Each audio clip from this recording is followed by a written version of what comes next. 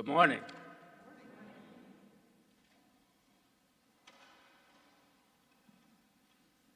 Today is July 5th. Today is the day after July 4th. And 174 years ago today, in Rochester, New York, a self-emancipated enslaved person who was born in Maryland and ran away to New Bedford, spoke in Nantucket, lived in Lynn, decided to move to New York State and begin a newspaper. His name, of course, was Frederick Douglass. And he was invited in 1852 by a group of women in Rochester called the Ladies for Abolition. As a matter of fact, when they got started, they decided that abolition might be too radical a term to use, so they originally called themselves the Ladies Sewing Circle for Abolition. And they invited him to speak on July 4th in Rochester, New York, in Corinthian Hall. And he said to them, and I'm not sure if he had the title of his speech in mind when he said this to them, he said, "No, not the 4th. I'll do the 5th. The 4th is not my holiday." Slavery and the slave trade in the Americas existed longer than emancipation and civil rights for the descendants of the enslaved has yet existed.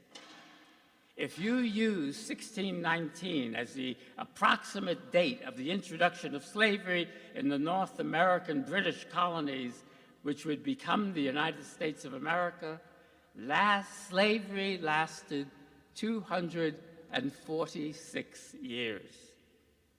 For us Americans, with the ratification of the 13th Amendment to the Constitution, it legally ended. It will not be until 2111 that people of African descent will have been free as long as they have been enslaved in the United States. To move from the myth of slavery as an incidental occurrence in the early days of the European occupation of the Americas to the truth of slavery as part of the truth of the origins of the nations of the Americas, and specifically of the origins and economic success of the United States, will require the production of an accurate history, a new memory of our founding.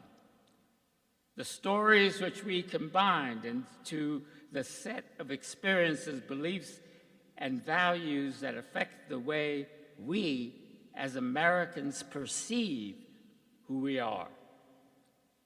That combination of those stories, of those memories, some made up, is called by many historians a paradigm. The values or system of thought in a society that are most standard and widely held at a given time. Dominant paradigms are shaped both by the community's cultural background and by the context of the historical moment. A more accurate history will lead us to a new paradigm. This new paradigm is necessary to abolish the artificial concept of race, a construct invented in the 15th and 16th centuries and refined in the 17th, 18th, and 19th centuries, many times at Harvard University, in order to make slavery more efficient by confining, reserving it to Africans and people of African descent, and preserved to the present in order to preserve their descendants in other profitable ways of maintaining America as a strong economy through states of racial discrimination and what we, of course, call now racism. This new paradigm will not fear the bad news, nor deny it as our heritage. It will not fear the burden. But as Maya Angelou wrote, history, despite its wrenching pain, cannot be unlived, and if faced with courage, need not be lived again.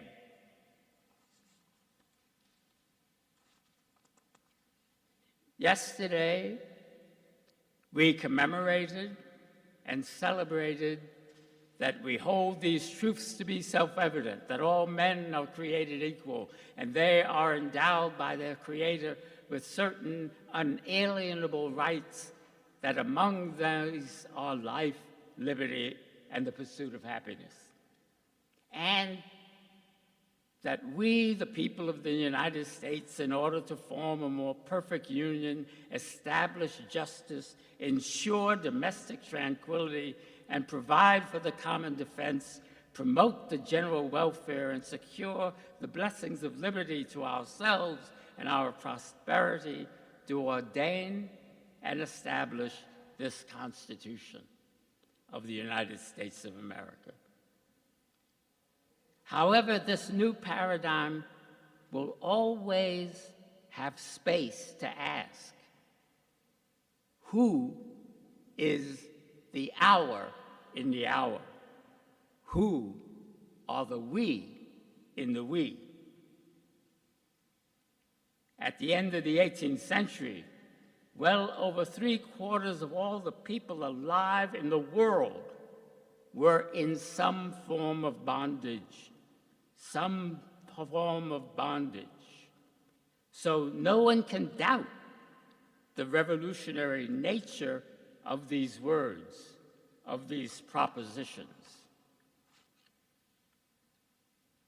But I say to you, as Frederick Douglass said on that 5th of July, what to the American slave is your 4th of July?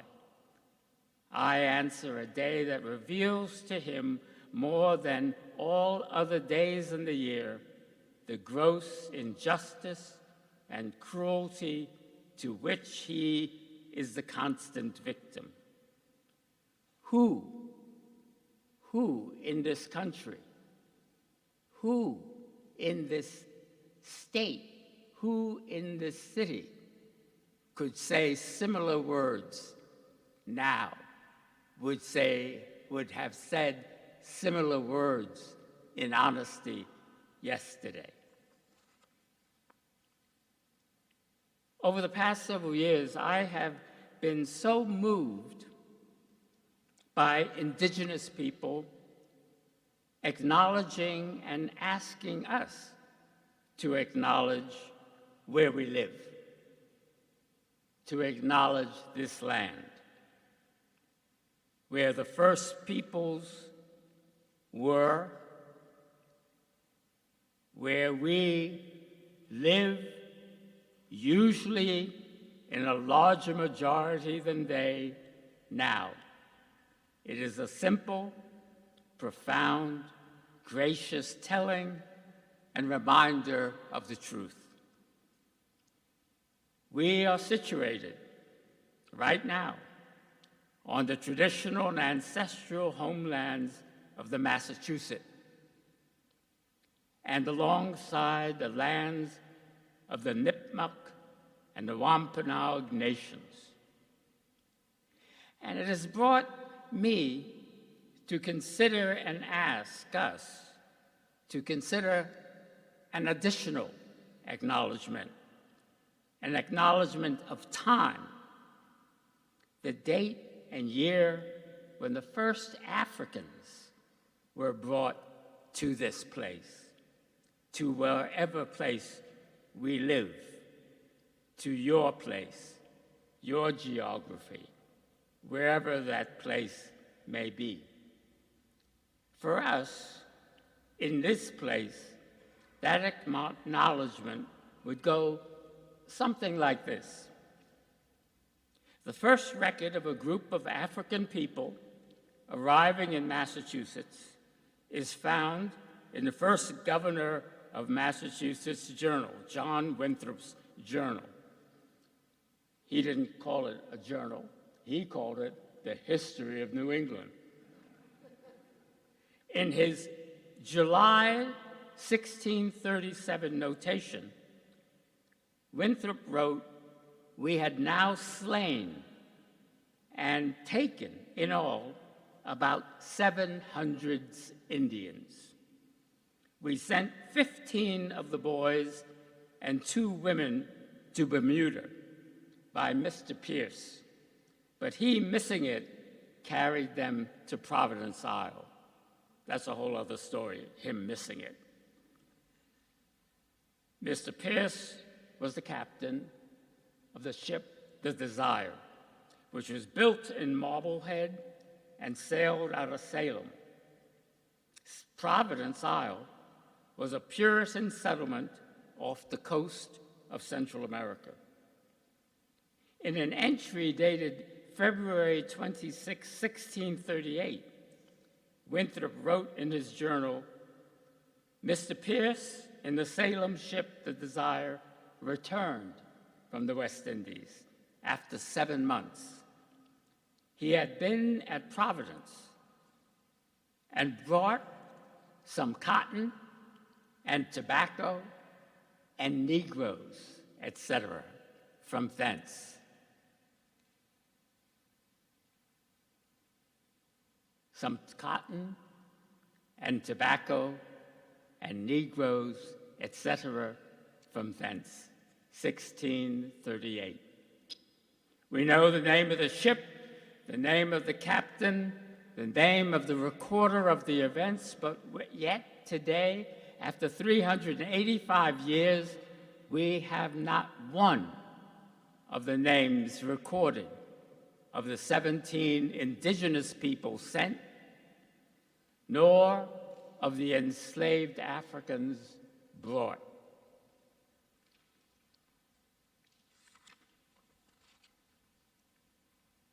When I was young,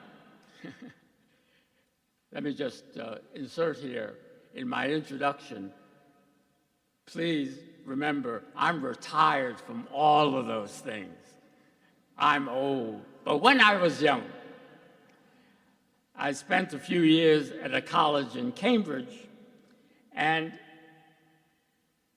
in 1962, I think it was, no, it had to be November, I get a phone call.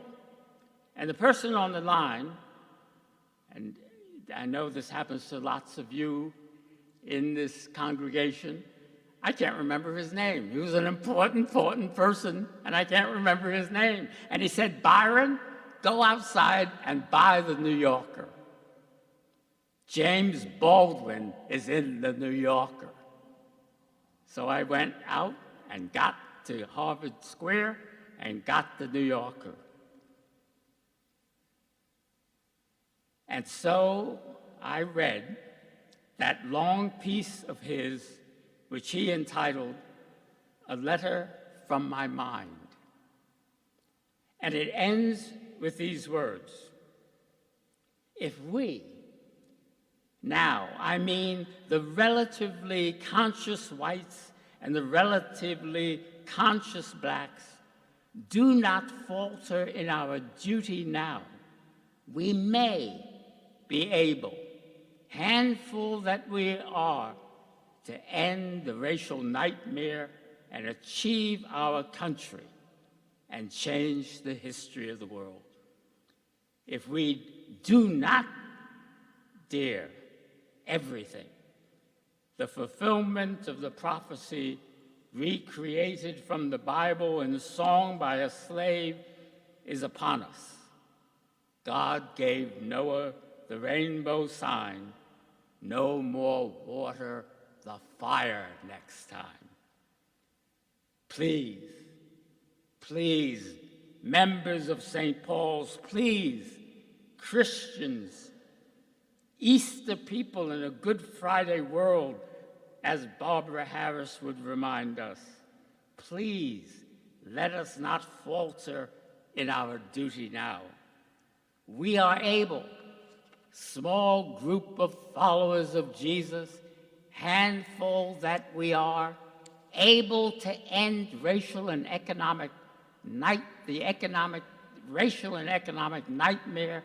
of so many and achieve our country and change the history of the world. If we do not now dare everything, the fulfillment of that prophecy will be upon us. God gave Noah the rainbow sign, no more water, the fire next time. Come to me, all you that are weary and are carrying heavy burdens, and I will give you rest.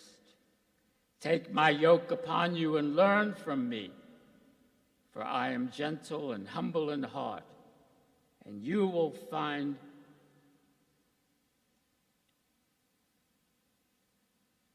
rest for your souls. For my yoke is easy, and my burden is light. Amen.